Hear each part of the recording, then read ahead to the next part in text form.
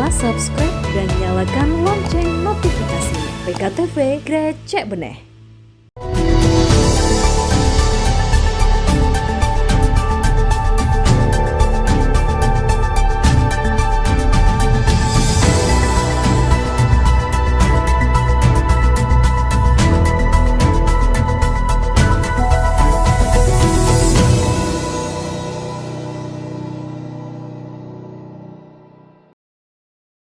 Assalamualaikum warahmatullahi wabarakatuh. Apa kabar Anda pemirsa yang ada di Kota Bontang, Samarinda, Kutai Kartanegara, dan Kutai Timur? Bertemu lagi bersama saya Rahmat Alita di program Dewan Menyapa. Dan pada kesempatan kali ini saya sudah bersama dengan salah satu anggota Dewan Perwakilan Rakyat Kota Bontang yang juga menjabat sebagai Ketua Komisi 3 DPRD Kota Bontang, yaitu Bapak Amir Tosina. Kita sapa dulu beliau ya. Assalamualaikum Pak Amir. Waalaikumsalam warahmatullahi wabarakatuh. Bagaimana kabarnya Pak? Kabar baik, sehat-sehat. Alhamdulillah. Ya. Baik, ini lagi nggak dinas ya? Lagi Banyak persoalan yang ada di Bontang ini. lagi sarapan tapi udah pertama. Oh iya.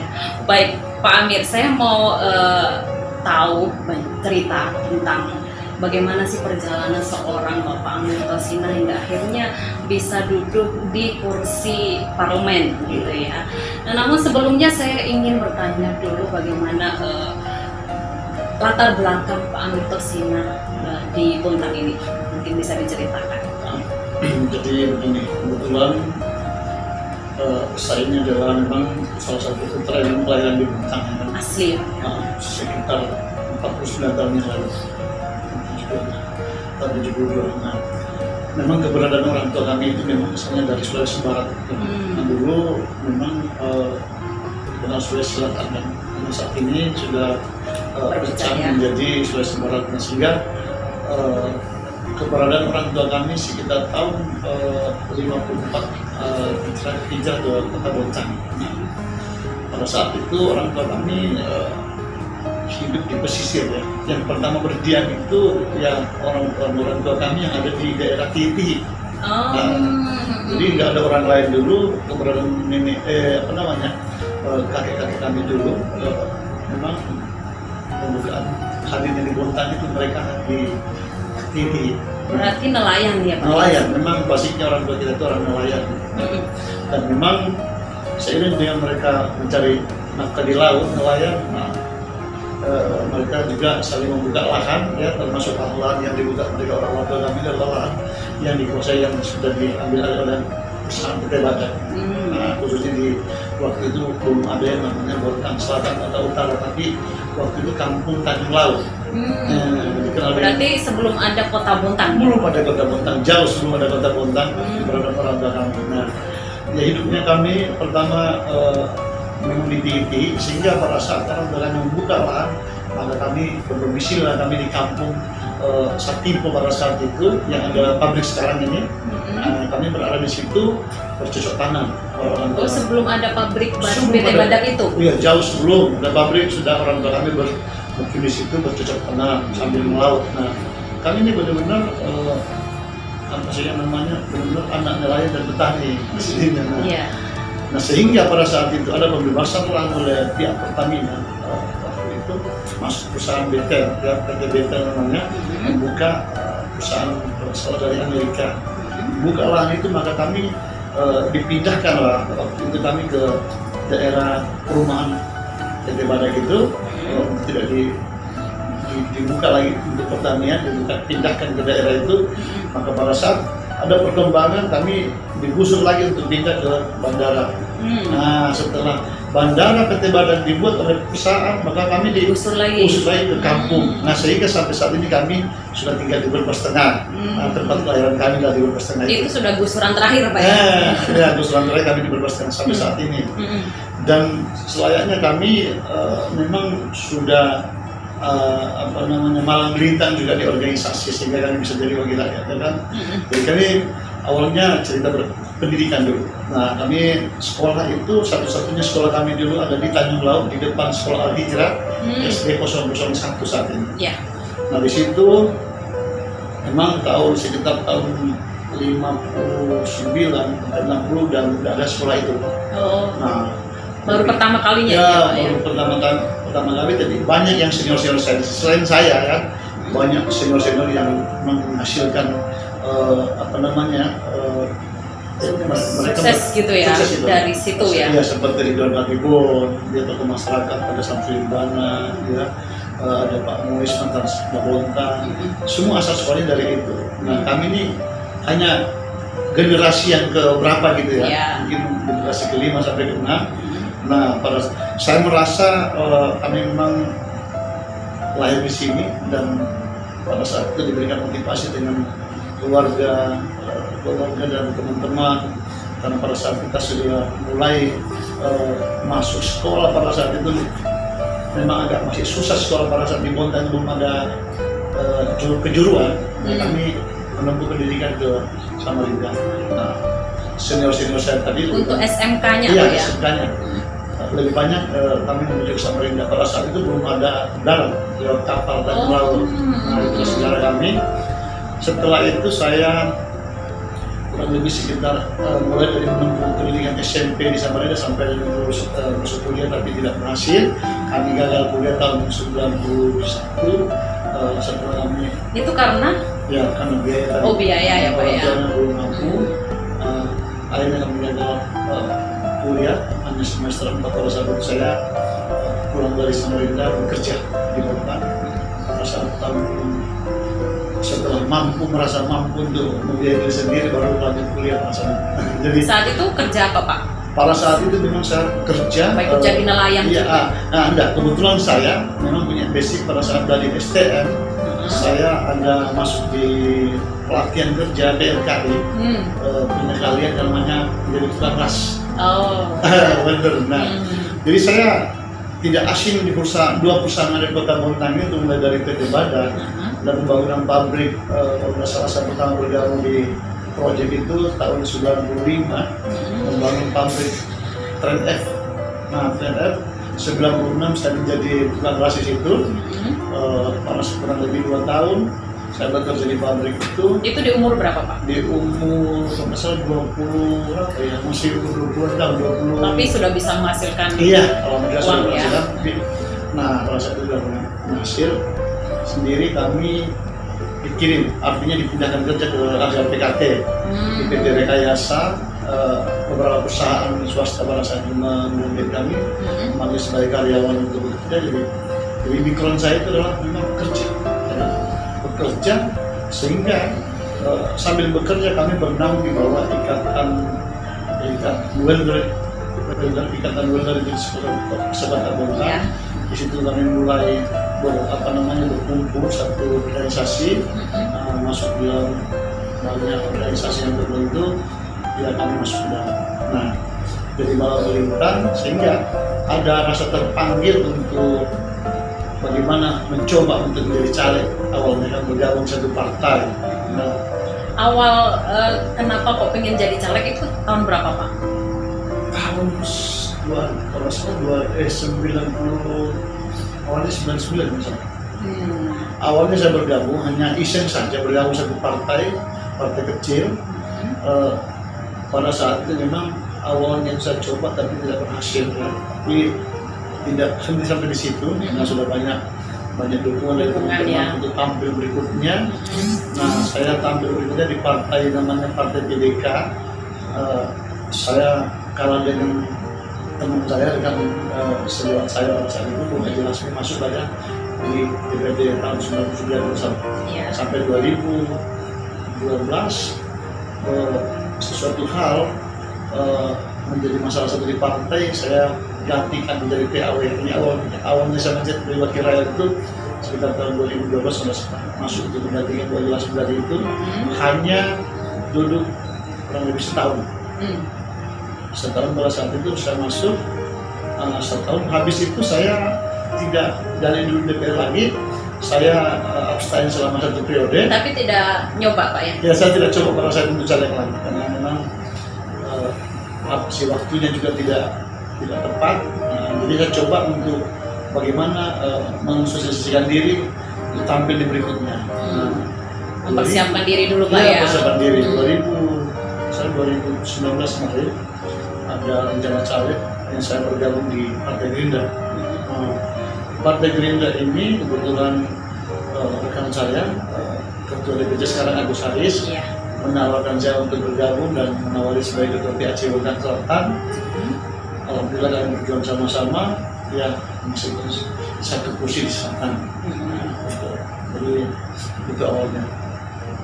Jadi di Gerindra kami kebetulan memang mempunyai kursi 3 di sini. Ada satu partai bergabung dengan kami, Partai Berkarya, menghasilkan satu fraksi yang memang di sini menjadi wakil ketua DPRD Agus Haris. Iya.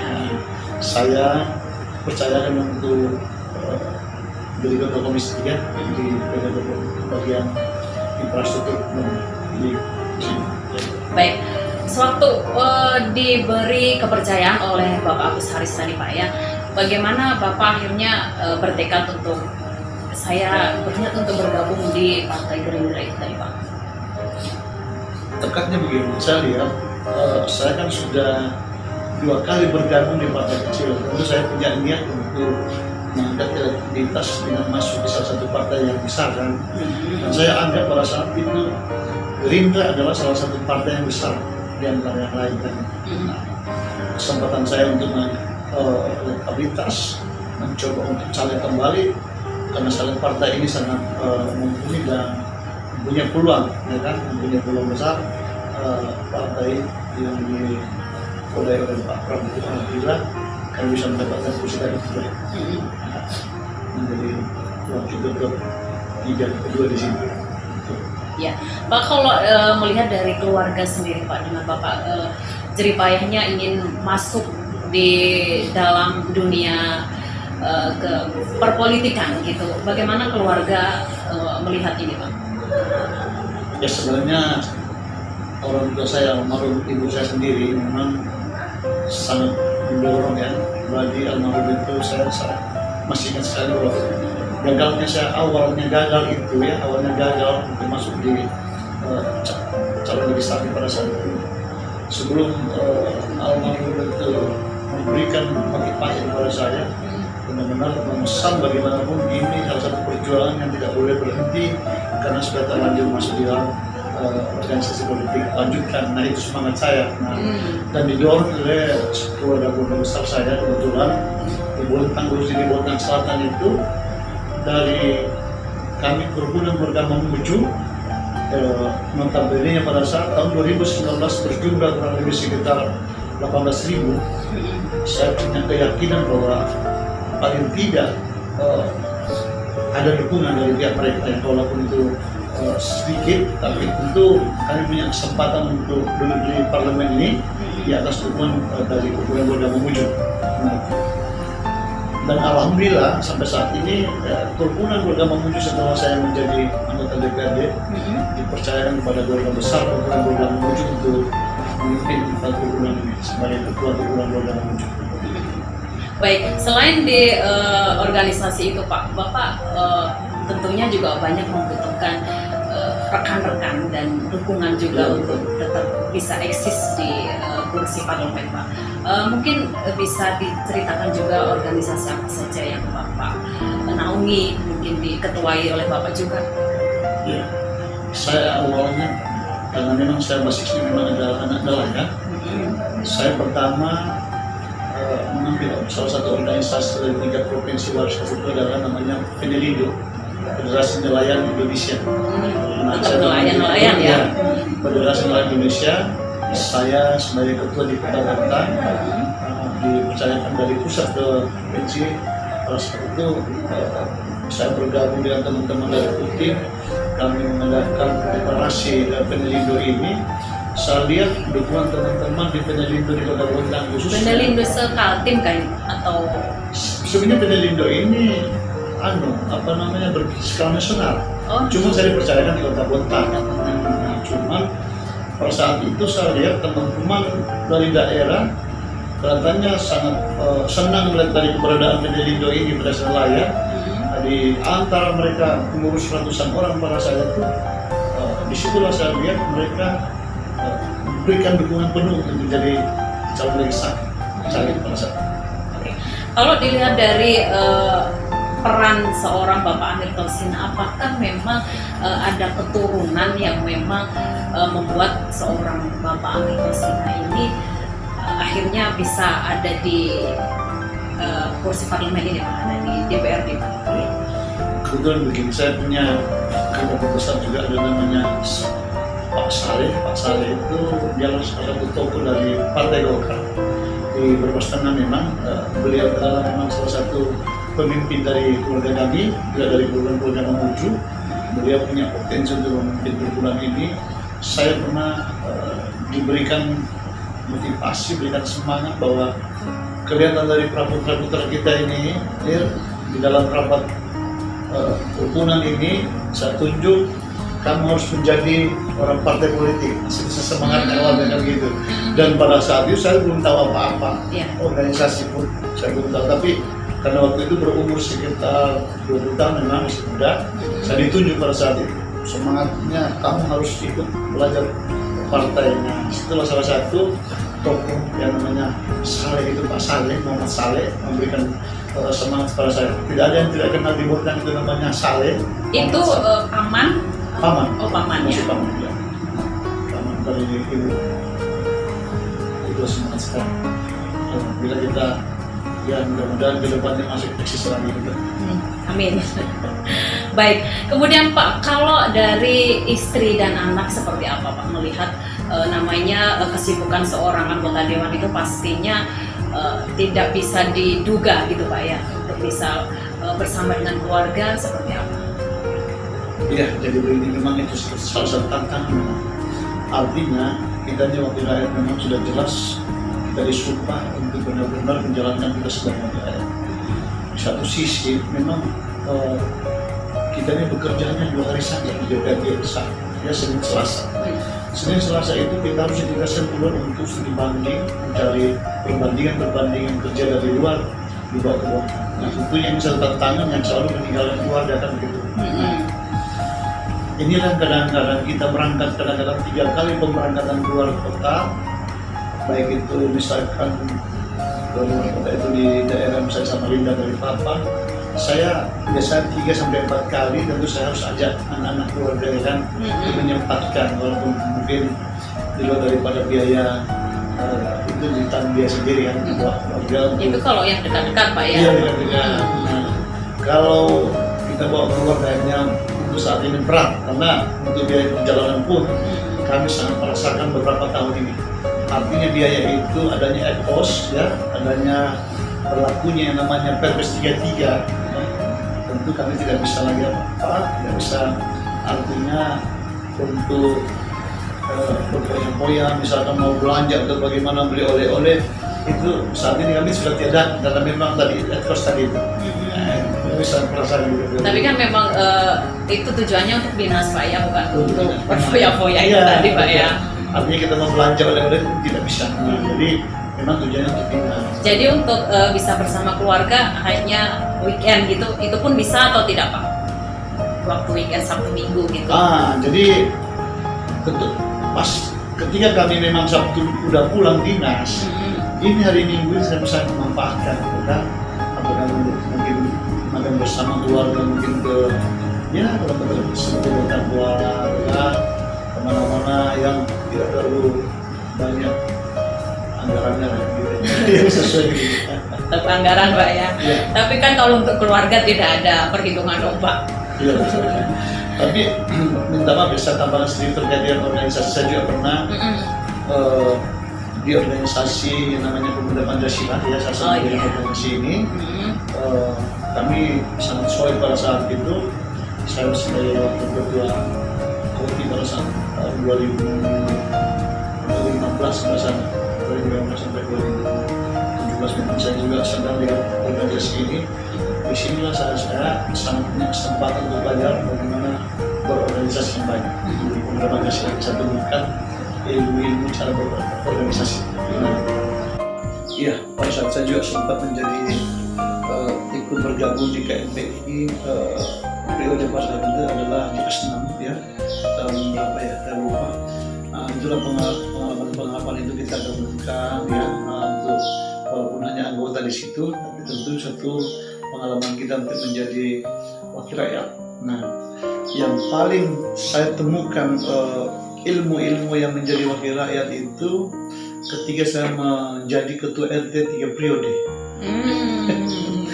Menjadi ketua RT di lingkungan saya, di Brebes Tengah, RT 25 namanya.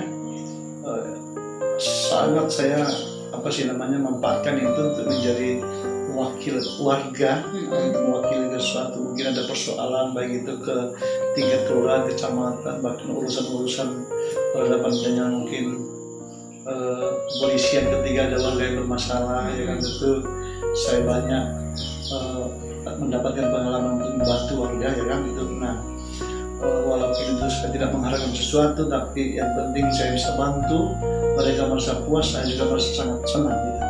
Itu pengalaman. Nah, sehingga ketertarikan saya menjadi wakil rakyat ya memang gimana ya, memang senang membantu orang. Ketika mereka merasa senang kita bantu, ini kita juga ini kepuasan tersendiri rasanya.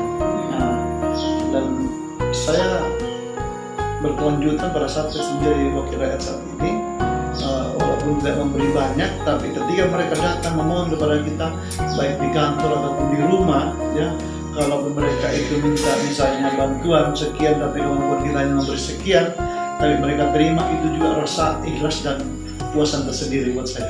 Betul sekali Pak, karena bisa membantu itu iya. Benar. Walaupun tidak seberapa, betul. Cuman kan untuk orang yang kita beri pasti ada hal positifnya gitu Pak ya. Baik Pak, kalau dari berbagai organisasi banyak pengalaman yang Bapak terima, kemudian kalau duduk di kursi DPRD pastinya harus paham juga tentang politik. Bagaimana Bapak bisa menguasai ilmu perpolitikan juga Pak? Ya. Jadi ilmu berpolitik itu begini, saya rasa itu sebenarnya lahir pada diri kita sendiri. Kalau ilmu secara teori politik untuk berpolitik dengan kasar, artinya berpolitik dengan orang lain, mungkin lain juga caranya kan gitu. Kalau lawan politik kita misalnya, kita politiknya lain, tapi kalau untuk cara menggalang berpolitik itu halus caranya kan gitu. Artinya ada politik yang kita lakukan. Ketika kita mau disenangi orang, ini politik juga kan untuk senangi orang ya. Tadi itu kita benar-benar berbuat ikhlas, benar-benar berbuat ikhlas. Ketika orang tadi itu mendatangi saya untuk memohon satu cara, misalkan dia memohon untuk diselesaikan sengketa lahannya dengan salah satu perusahaan. Nah, tentu di sini adalah bagian-bagian daripada kesempatan kita untuk mengangkat keberhasilan itu, adalah salah satu kesempatan kita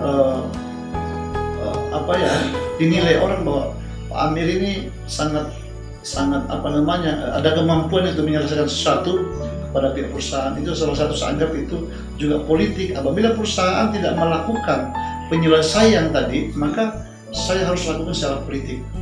Artinya gerakan-gerakan itu kalau memang perusahaan tidak, saya harus angkat di meja rapat ya, untuk memberikan tekanan, ya kan. Artinya saya bergabung dengan rekan-rekan di komisi untuk melakukan tindakan ke perusahaan itu menyelesaikan. Nah, cuma dia cara-cara kita tadi. Oke, itu berarti harus ada pertemuan gitu ya Pak ya, dengan dari pihak satu dengan pihak yang bersengketa itu untuk Bapak menjadi penyalurnya seperti itu. Iya, penyambungnya gitu. Baik, kita akan lanjutkan perbincangan kita Pak ya sesaat lagi. Baik pemirsa, kita akan lanjutkan perbincangan kita bersama Bapak Amir Thosina, bagaimana dia setelah duduk di kursi DPRD Bontang. Sesaat lagi tetap di Dewan Menyapa.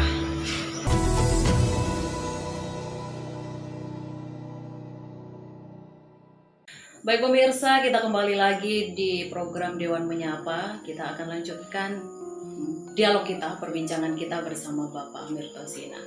Pak, setelah Bapak akhirnya bisa duduk di kursi DPRD, Pak, bagaimana perasaan Bapak saat itu akhirnya bisa dengan perjuangannya ya, akhirnya bisa duduk lagi di kursi DPRD, Pak?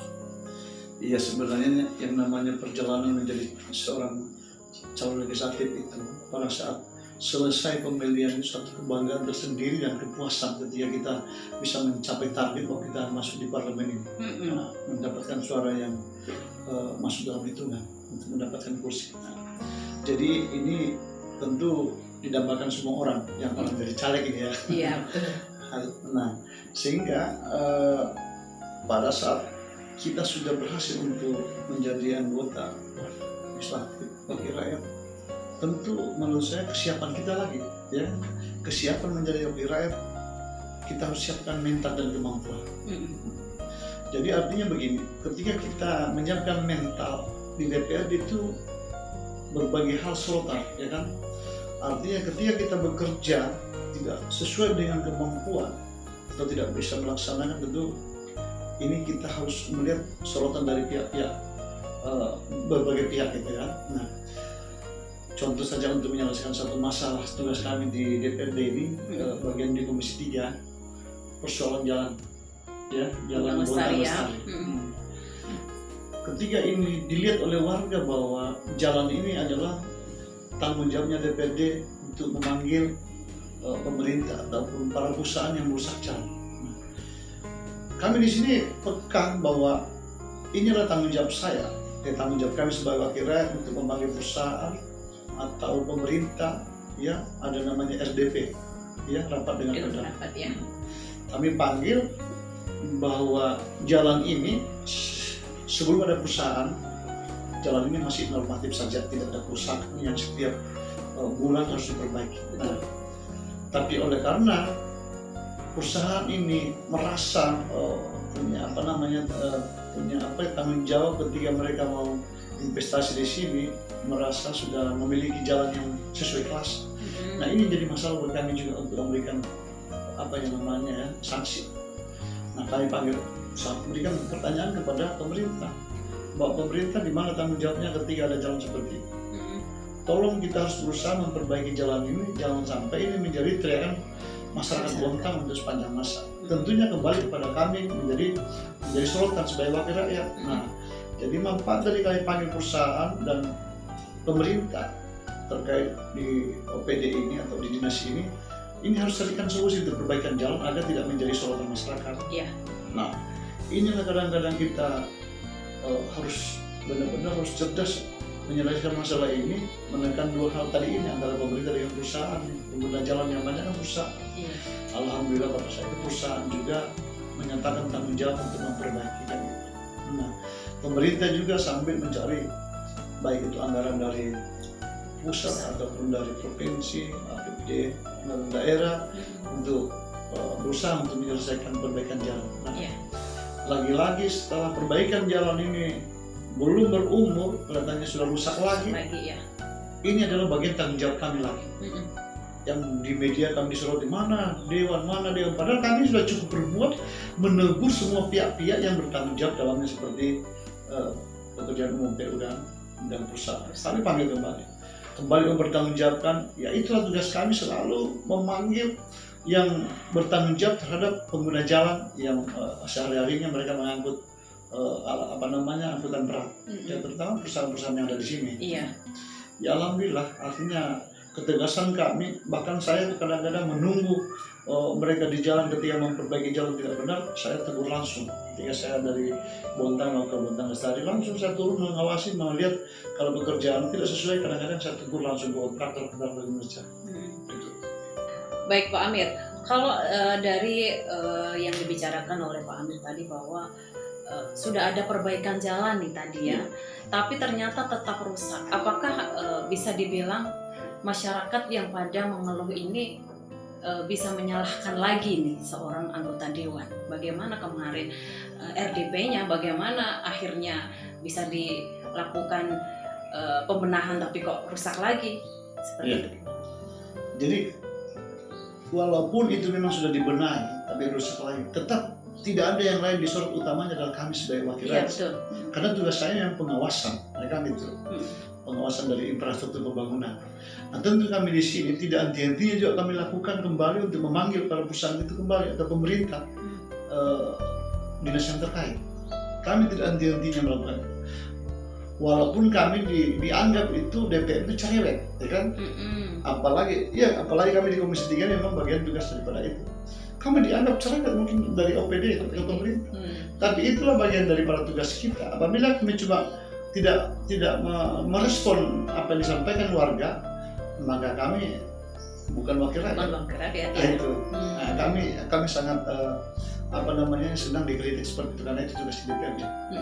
Kritik dan memang harus diimplementasi apa kritikan warga, kami harus sampaikan kepada kejadian-kejadian di lapangan terkait dengan kerusakan jalan.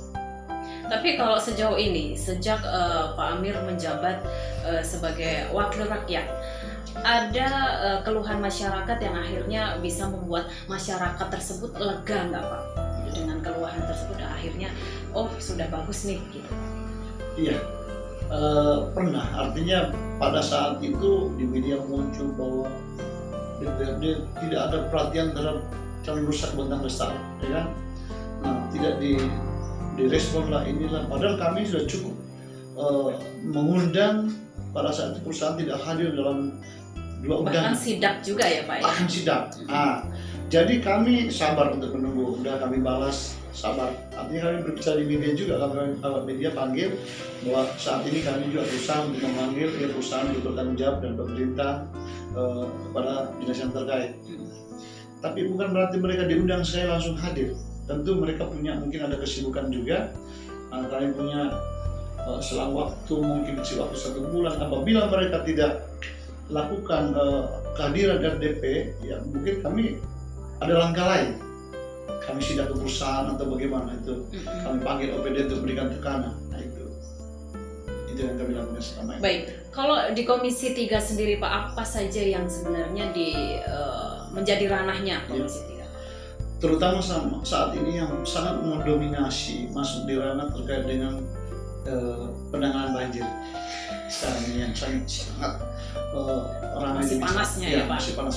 Jadi itulah tanggung jawab kami di Komisi 3.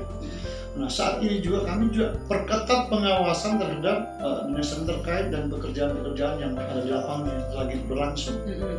Nah, seperti di Gunung Elai ada penanganan banjir, penurapan sungai, nilainya kurang lebih sekitar 14 miliar. Itu anggaran cukup besar kurang lebih kan.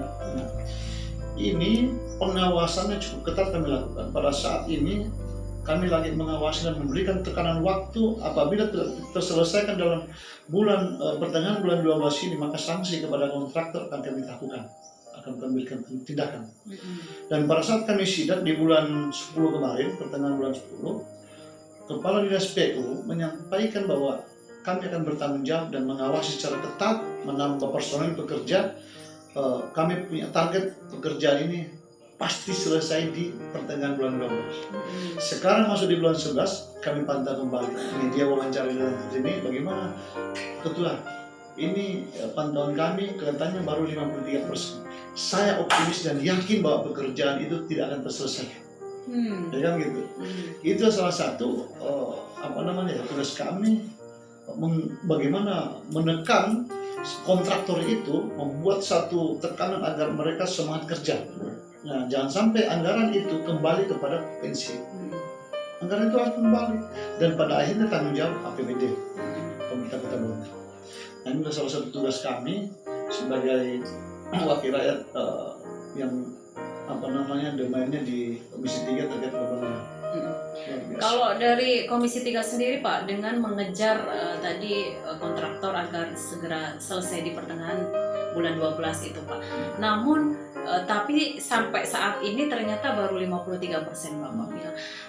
Dengan Bapak mengejar-ngejar itu tadi, apakah pekerjaannya akan sesuai yang diinginkan Pak? Tidak ditakutkan hal itu terjadi? Ya.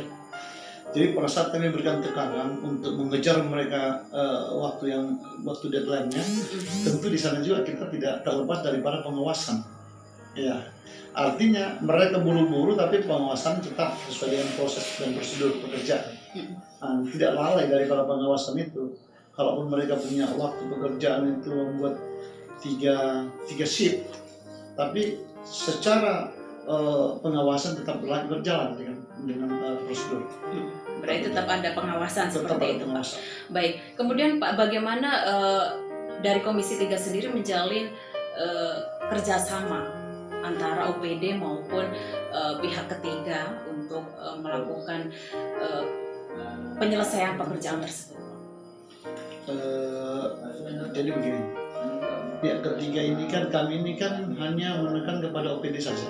Oh, Menekan kepada OPD, tidak langsung kepada kontraktor kerja. Karena OPD kami minta bagaimana progresnya OPD sejauh ini berapa persen kan? Awalnya sudah 25% Pak. Oke, 25% kami akan turun kembali untuk memeriksa berapa persen kira-kira kalau bulan sekian. Mereka melaporkan lagi kan gitu. Nah, tapi ketika kita sudah khawatir dalam waktu yang ditentukan sudah mendekat, maka tadi yang 53% ini tidak mungkin mencapai progresnya itu di pertengahan bulan 12, maka ya hati-hati, kita harus berikan sanksi. Kami berikan tekanan kepada dinas terkait untuk berikan sanksi kepada kontraktor yang tidak menyelesaikan pekerjaan. Jadi itulah pengawasan kami memang sangat ketat. Nah, itu sangat ketat. Baik. Kalau dari pengawasan yang dilakukan dari DPRD, Pak, kemudian bagaimana sebenarnya menjadi seorang anggota dewan itu? Apakah bisa saya bilang penuh dengan tekanan dari masyarakat, Pak? Atau bisa dibilang susah ya, Pak, bisa duduk di anggota dewan itu, Pak? Gitu. Memang, jadi itu tadi kita kembali kepada suka duka kan. Suka duka itu menjadi wakil rakyat memang seperti itu. Dicaci maki, dianggap pembohong, dianggap segala-galanya, tapi kita terima karena ini ranah politik.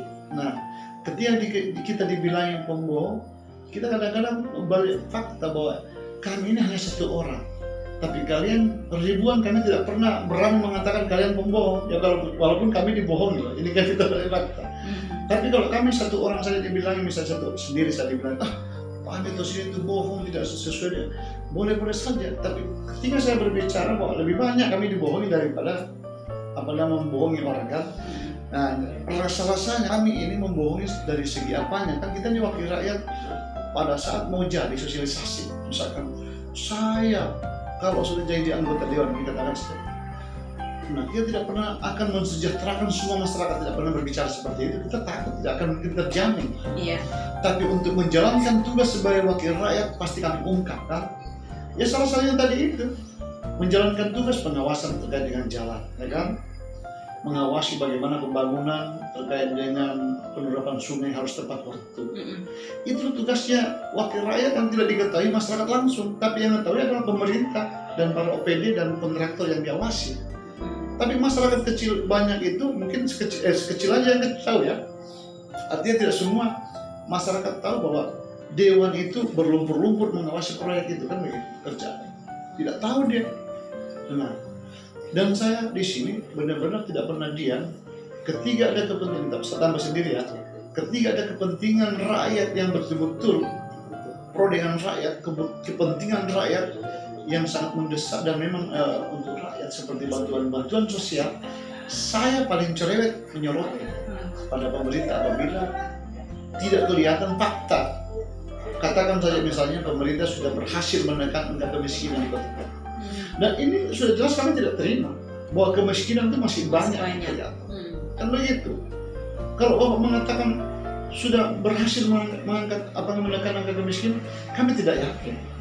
Jangan oleh karena gagal sesuatu diberikan masyarakat sudah merasa lengkap, tapi ternyata pendataan yang seharusnya dapat bantuan, yang seharusnya bantuan yang pas, yang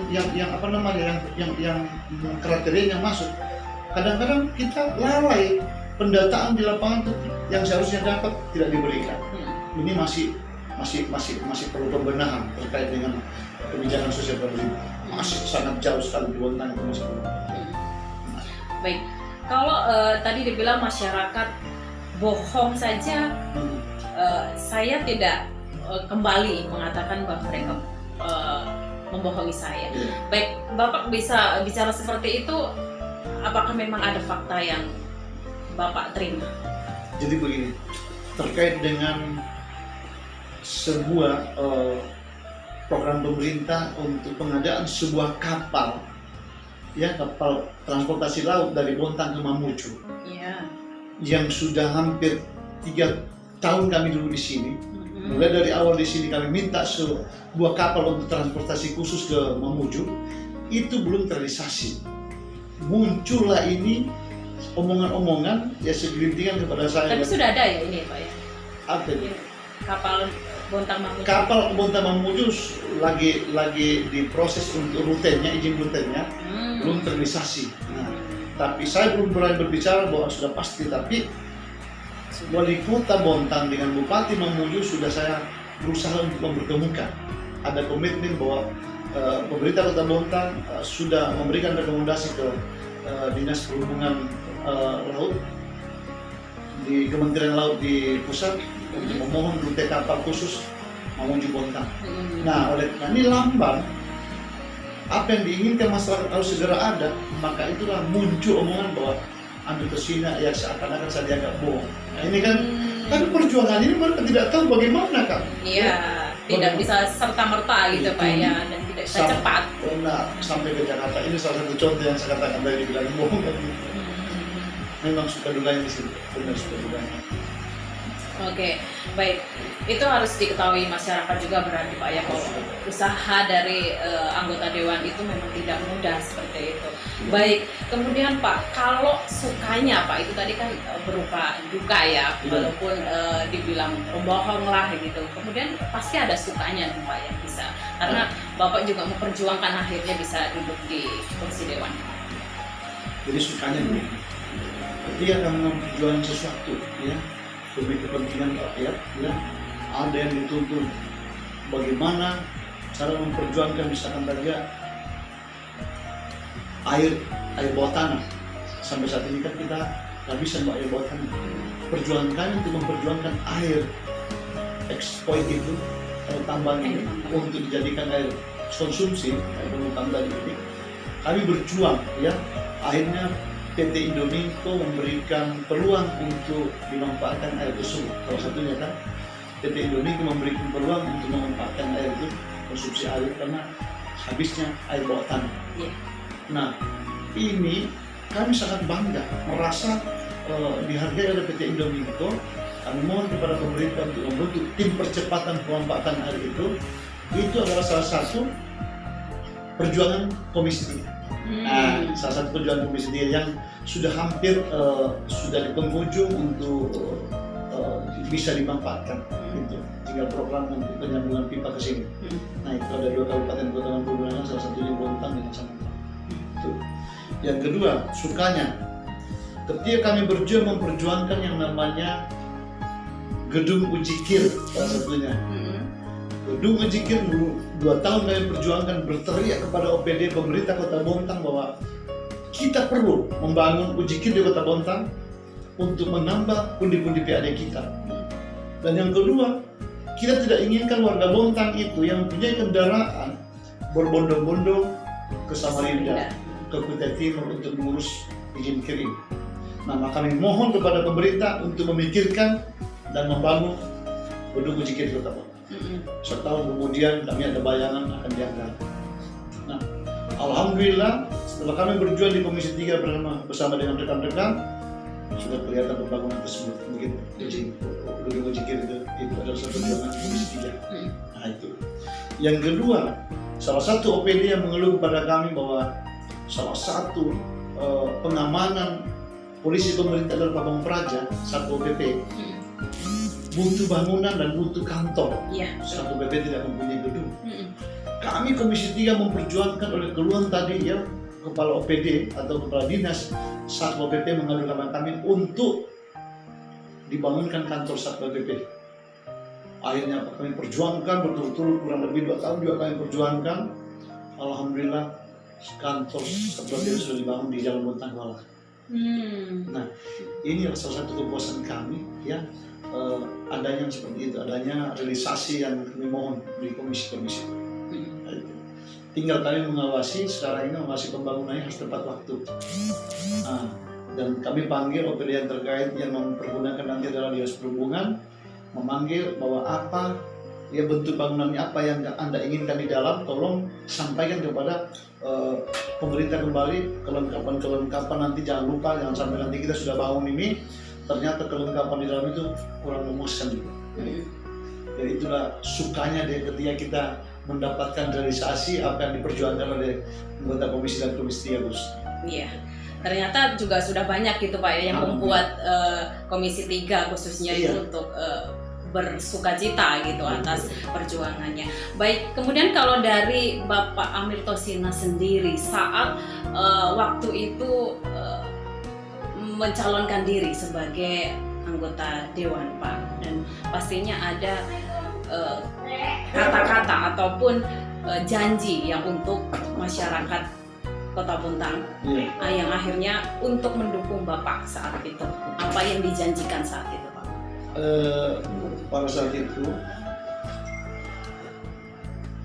Pada saat saya sosialisasi itu, makanya saya tidak terlalu mengulur janji kepada masyarakat. Itulah kekhawatiran saya. Yang jelas saya ada dua pada saat itu. Kalau misalkan saya duduk, baik itu dari kalangan Jawa, kalangan suku saya sendiri, semua pendukung saya pada saat nanti saya duduk, jangan segan-segan datang di kantor saya. Jangan segan-segan minta bantuan sesuai dengan kemampuan saya. Kan gitu. Di mana saya bertemu, jangan segan-segan malu menegur saya ketika saya sudah menjadi wakil rakyat, karena saya pasti seperti yang dulu. Itu yang saya sampaikan. Nah, alhamdulillah saya mendapat respon dari mereka, Pak Amir ini orang senang naik motor ke sana kemari, ya, itu satu kebanggaan saya kan gitu. Jadi saya melihat, kadang-kadang saya lihat bagaimana keadaan orang ini. Ada omongan saya dulu, janji ketika saya dulu saya harus datang memberi pada saat betul-betul mereka membutuhkan. Tapi alhamdulillah, artinya ketika saya ada, saya sangat senang, rasanya puas ketika mendapat, walaupun dia tidak minta, datang memberikan ketika ada. Itu yang memuaskan diri saya. Betul. Jadi terus saat ini yang saya senang itu karena memang basis kita adalah basis nelayan, keluarga besar kita nelayan, kita lebih banyak nelayan. Alhamdulillah kami diberikan kesempatan oleh pemerintah, ada namanya dana aspirasi. Nah, dana aspirasi itu kami manfaatkan untuk minta ke pemerintah untuk pengadaan sebuah misalkan kapal dan mesin. Nah, jadi sudah 2 kali kami luncurkan kapal dan mesin kepada konstituen kami, pendukung kami. Ketika kami berikan pada nelayan itu, mereka memanfaatkan, ya, mendapat hasil, bisa kelangsungan hidup, ya kan? Itu juga menjadi satu kepuasan kami, ya kan? Jadi salah satu juga masuk dalam janji kami pada saat kami sosialisasi, bahwa ketika kami duduk, ya, mungkin warga negara, nelayan khususnya, kami akan berikan mungkin kapal atau mesin untuk mencari nafkah di laut. Alhamdulillah sudah 2 kali kami dibantu kerjasama dengan pemerintah, diberikan hak aspirasi tadi yang diberikan kepada warga nelayan. Oke, yang terakhir Pak, apa harapan Pak Amir Thosina untuk pemerintah Kota Bontang khususnya untuk apa ya, agar Bontang bisa lebih baik lagi? Ya, jadi saya lihat begini, program pemerintah sekarang itu saya sangat dukung, ya. Artinya pariwisata dan UMKM gitu. Tentu di sini saya menginginkan pemerintah harus melihat ketika membuat program sukses pariwisata. Tentu kita harus kuasai dulu andalan-andalan atau ikon-ikon kita yang sekarang pariwisata ya Pak ya. Ikon kita seperti beras basah. Bagaimana beras basah itu bisa kita ambil manfaatnya di dalam. Nah, artinya beras basah ini adalah ikon untuk mendapatkan pundi-pundi PAD kita. Nah, tentu pemerintah harus merubah dulu bagaimana aturan kewenangan provinsi atau pusat terkait dengan pariwisata beras basah. Ini harus diambil supaya itu masuk di dalam pengawasan kita, bukan lagi pengawasan provinsi atau pusat. Saat ini? Saat ini.